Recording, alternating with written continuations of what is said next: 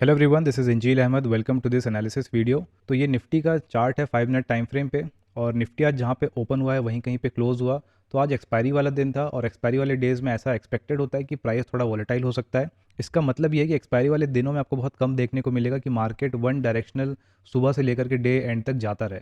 Generally आप क्या देखोगे, जब भी कोई रैली दिखेगी दिन भर में कभी भी, तो कुछ टाइम के बाद आप एक रिवर्सल देखोगे। मतलब किसी भी डायरेक्शन का जो ट्रेंड है वो कंटिन्यू नहीं होगा। ऐसा जनरली देखने को आता है एक्सपायरी वाले दिनों पे। मतलब आप मान के चलो कि अगर आज एक्सपायरी है तो ऑप्शन बायर्स के लिए आज डिफिकल्ट डे होने वाला है। तो ऑप्शन बायर्स के लिए अच्छा दिन कौन सा होता है? जब मार्केट ट्रेंडी हो।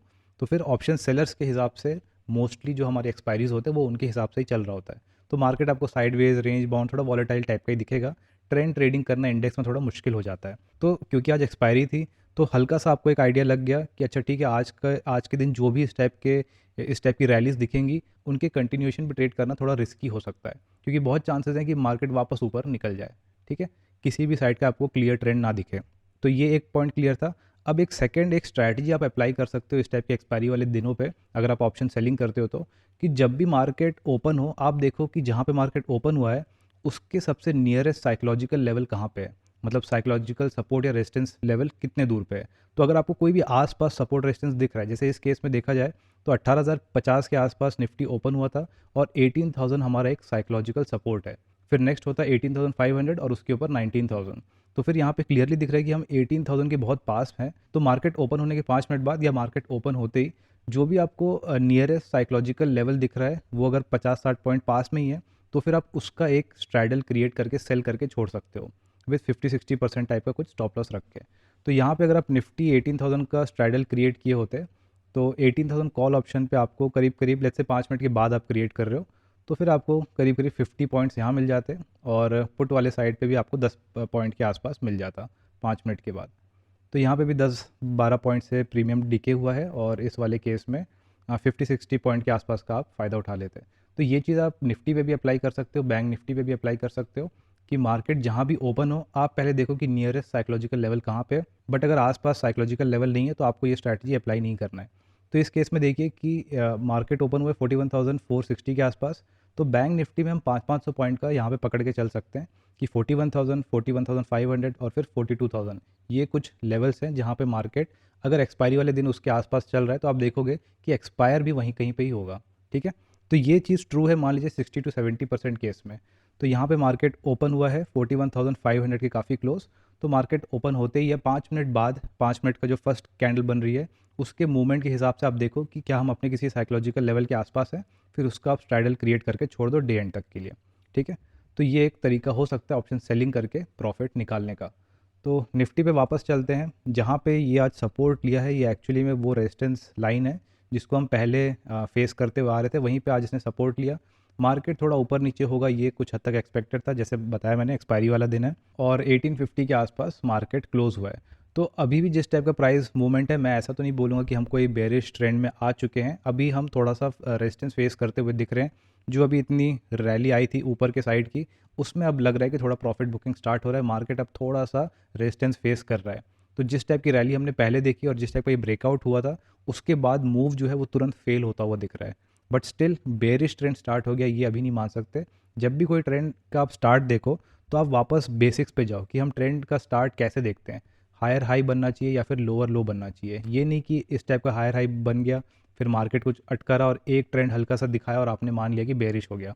तो अभी मान लो निफ्टी ने कुछ ऐसा ही कुछ किया है कि मार्केट एक ट्रेंड में था, उसके बाद मार्केट कुछ टाइम अटका रहा, एक ब्रेकआउट दिया और फिर वापस अभी नीचे आ गया। बट नीचे आना मतलब लोअर लो बन जाना नहीं होता। पहले आपको एक इस टाइप का लोअर लो ऐसा बनता हुआ दिखना चाहिए कि एक लो बना, फिर एक लोअर हाई बना, फिर दोबारा लो बना, तब हमको मानने के अच्छा ठीक है ट्रेंड चेंज हो गया है।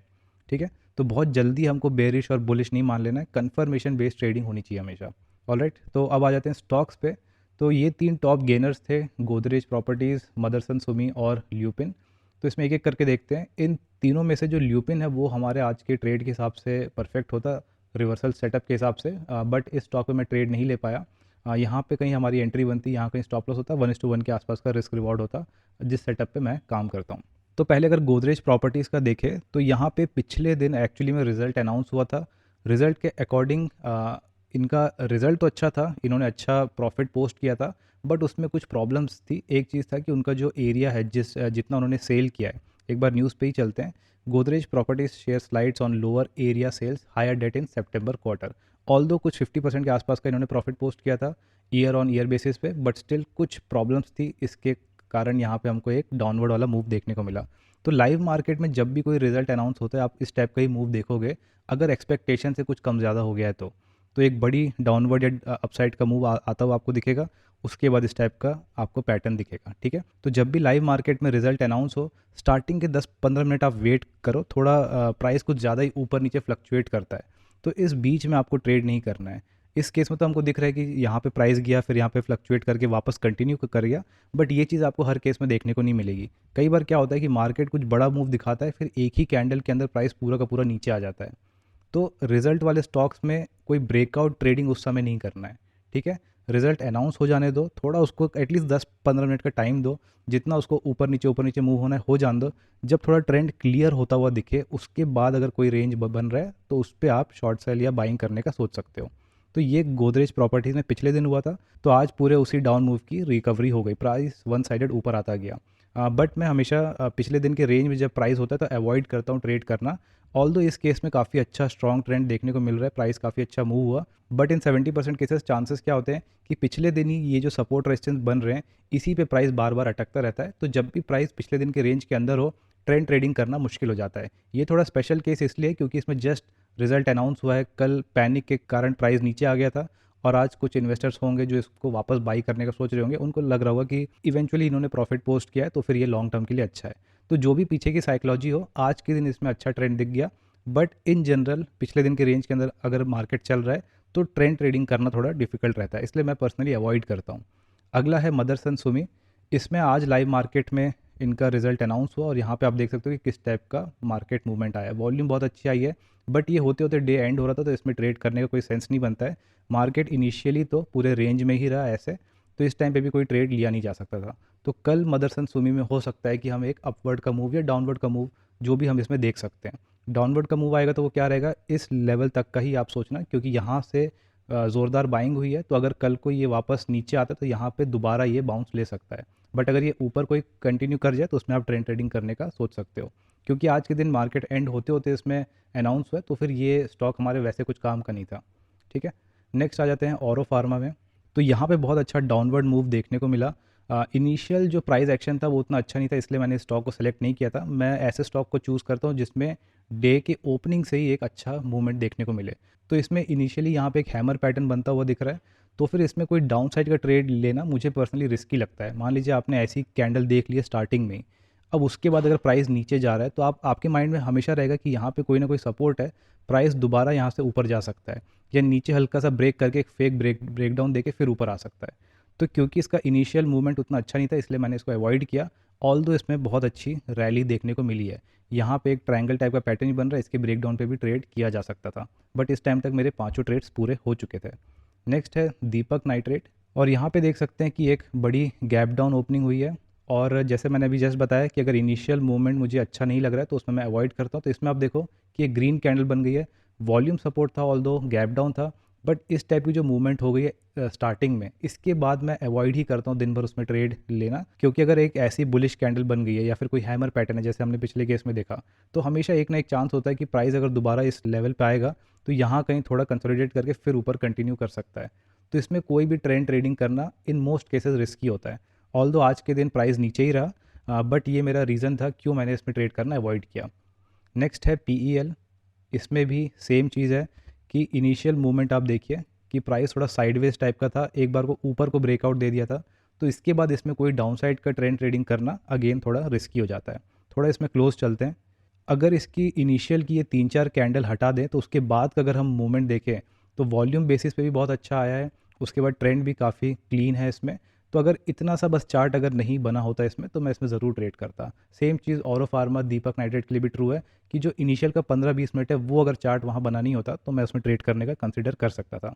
तो आपको भी हमेशा मेक श्योर करना चाहिए कि जो भी आपका सेटअप है वो हर दिन आपको उसके रूल्स चेंज नहीं करना है कि आज आपने ऐसा देख लिया तो नेक्स्ट टाइम आप इस रूल को ब्रेक करके नेक्स्ट टाइम कभी भी ऐसा कुछ रेंज बेकार सा रहे तो भी आप ट्रेड कर लो।